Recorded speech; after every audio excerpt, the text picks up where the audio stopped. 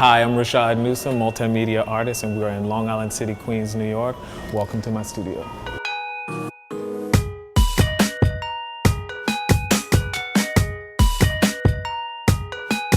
I think my earliest endeavors of art were with my father. My father is a singer, and when we were kids, me and my brother would perform with him. So that was like my earliest artistic gestures. I was heavily into comic books when I was a kid, and I used to get in trouble a lot for drawing them in class, which ended up putting me in a program called Talented Art, which is an arts program in New Orleans where you leave school for a certain amount of time and you just focus on art.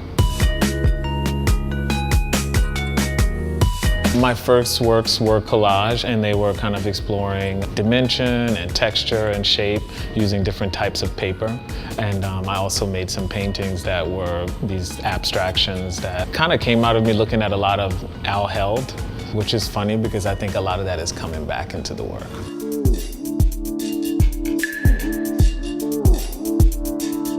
In a lot of ways, I felt like the work had become compartmentalized. People would associate me with like performance, and then like the collages and the sculptures. So like going into video allowed me to integrate all these different practices that I was working with into one medium.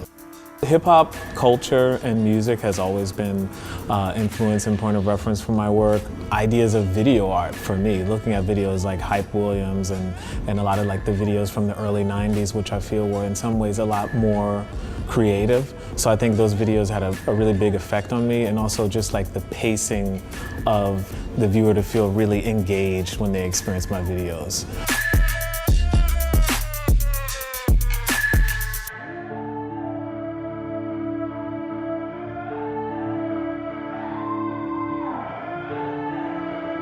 I started using a programming language called MaxMSP and Jitter, and what I've done is I use this programming language to track the motion of the dancer's body that's most dedicated to that particular element.